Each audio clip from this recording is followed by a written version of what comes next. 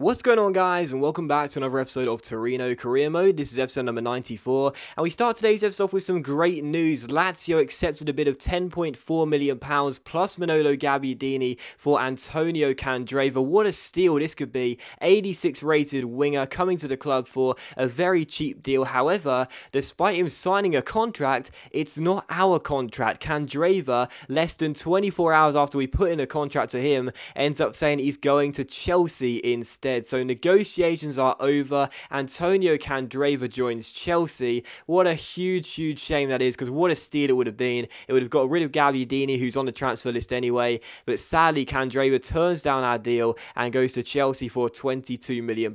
So that would have been such a steal to get Candreva. You know, I was really excited when I saw that email saying that they'd accepted our bid. I felt for sure the contract we'd offer him was going to be good enough. It was exactly what he wanted, I do believe, and sadly Candreva says, nope, I'm going to go to London instead. I want to go join up with Mourinho and Camille Glick at Chelsea. So that was a big shame. You know, I really thought that, you know, Torino would be the best place for him, because he'd go straight to the first team. He'd probably take out Sterling. Sterling would go on the bench, and, you know, he's Italian, fits in with the core of the team. Obviously, I'm Italy national manager, so you'd think they'd probably want to go to my team and impress for club and country, but Candreva says, nope, I'm going to go to Chelsea, and, yeah, I'm really disappointed about that, because I thought that was going to be a huge steal. And I should say, like, I'm not gutted about it, because obviously the thought of getting Candreva in this January transfer window was, you know, just not even in my mind, really. As you can see, I'm putting in bids here for El Shaarawy and Insigne, and also a bid for Akakachuka as well, because obviously it dawned on me the January transfer window is close to end,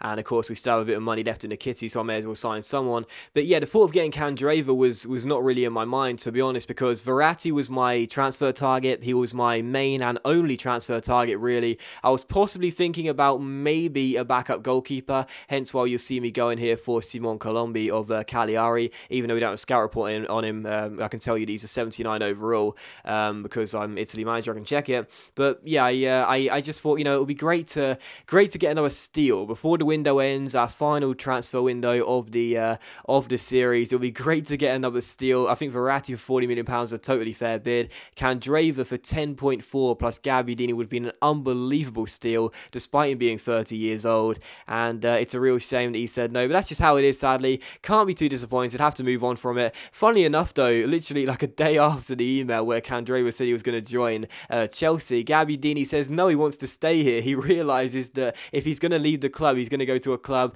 most likely in a mid-table position in the Serie A if he stays here, like Lazio are right now, and he realises that here at Torino, he still gets game time, quite a lot of it too, and plays in the Champions League, wins trophies here, and he realises that it was probably wrong to request a transfer and not want to leave. So I thought that was kind of funny. You know, we threatened him with a move to the Stadio Olimpico. Lazio, not a bad team at all, obviously, but right now we are a better side than them, and he was like, oh, actually, maybe I should stay here and fight for my place instead. I thought that was kind of funny there. It was ironic how it was just a day after he almost ended up going to Lazio instead, but either way, yeah, Candreva's not going to come. He's joined Chelsea, he's linked up with Camille Glick, and sadly that is the end of that, as we'll go in search of one more player to end the transfers off before the window, and of course the final transfer window of the series comes to its close. So we take on Napoli for the first game of today's episode here, taking on Napoli away at the Stadio San Paolo. First chance came to us, and the first goal was scored by us as well. Raheem Sterling drilling it across and picking out Neymar in the centre. He got a little bit lucky here. He seemed to stumble before he took the shot, just a flex off the side of his right boot into the back of the net,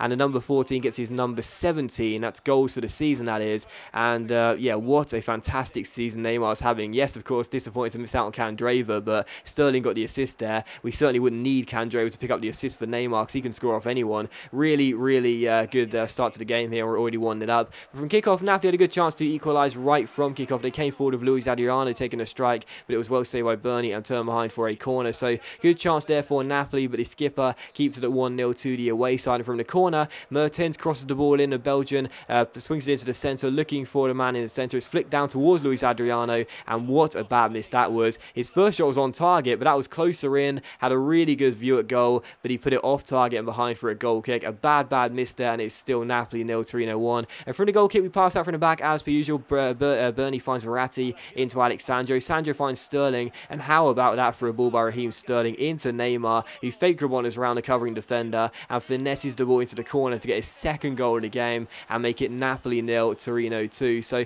2 assists for Sterling, the first to drill cross. This one a lovely chip through ball over the the top, and Neymar making mincemeat of the covering defender there with the fake Rabona, stopping, getting himself inside, and actually pressed shoot a little bit too early. Thankfully he stuttered and decided not to shoot first time, but either way, that was a really good strike, and that's his 18th goal of the season as Neymar makes it Napoli 0, Torino 2. And in the 31st minute, a good chance to make it 3-0 here. Neymar again trying to do some skill here, loses the ball, but it comes to his Brazilian colleague Lucas. The strike is well saved by the goalkeeper though, and it deflects off Sterling's feet. You can see that he's offside, so still Napoli 0, Torino 2. And going into the break, 12 minutes after the restart, Napoli still trailing by 2-0, trying to get themselves back in the game. Gulam found Insigne here down the left-hand side, a transfer target in mind, who holds off Danilo really well. Then ball rolls around another defender, plays it inside to Lopez, and Lopez makes it 2-1. So Sterling's second assist I thought was a really nice chip through ball, but that assist by Insigne was much better. Absolutely lovely from Insigne. You can see why he's a transfer target in mine. Plays it through towards David Lopez in the centre, who he smashes the ball past Bernie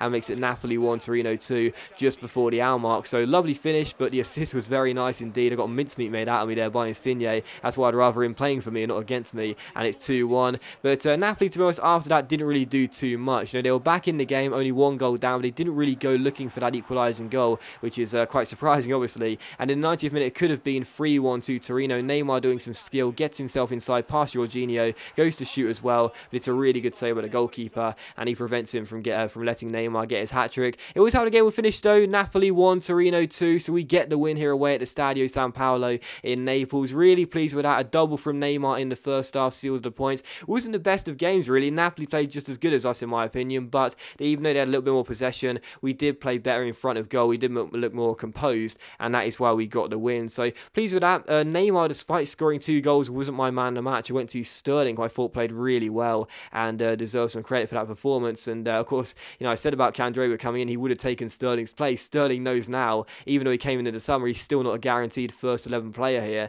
But either way, good performance there, and we did win the game by 2 goals to 1, which is the most important thing.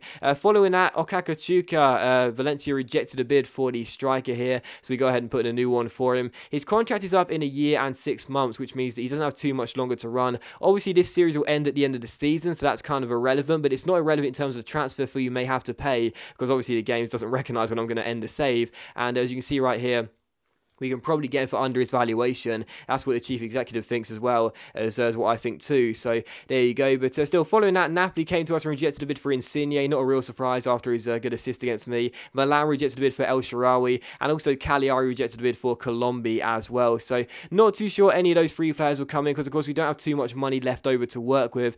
Gabbiadini is still on the transfer list despite saying he wants to stay, and Grenier is also on the transfer list too. I did say that one of those 2 players is almost certainly going to leave come the end of the window, but now I'm not too sure. Now those 2 might end up staying here. We'll have to wait and see. But either way, you know, to get more money, we'll have to sell one of those 2 players, and seeing as no bids are coming in, it's obviously quite hard to do that. So Okakachuka is probably going to be the only signing I'll make, if I make any of them, but I would still like to try and get one of those between 2 of El Shaarawy and Insigne. Still, we'll have to wait and see. Still a few days left in the transfer window, so still a chance for us to get a couple more players in, but it probably is dependent on selling one of either Grenier or Gabbiadini. Still, we take on Milan here for the second and final game of today's episode in the Coppa Italia semi-final first leg. Of course, we are the holders of this competition, but still, as you can see by the lineup, we are not taking it too seriously. We're more interested in the Serie A and the Champions League as well. So this is a game where all the fringe players will play, the bench players will play as well. A chance for some players who may have lost their team, lost their place in the first team, to show me what they can still do. One of those players is, of course, Ciro Immobile,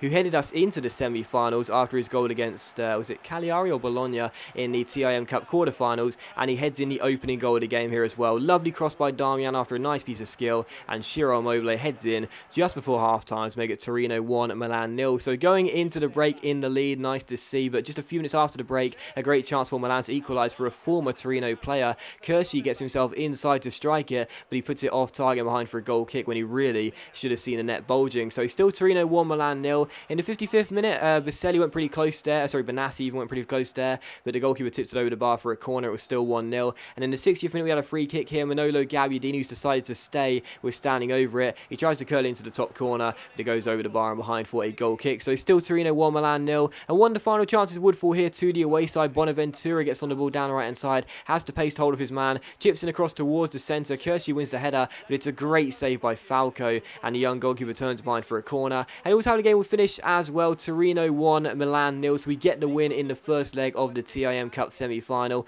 Obviously, the second leg is to come in a few weeks' time away at the San Siro. Certainly not over yet this tie, but as things stand right now, we have the advantage, and if Milan fail to score again at the San Siro, we'll be going through to the TIM Cup final. But that does end the episode, guys, so as always, a big thank you for watching the video. Really hope you have enjoyed it. If you enjoyed today's episode of Torino Career Mode, then please do leave a like, and I'll see you for the next episode of Torino Career Mode very soon.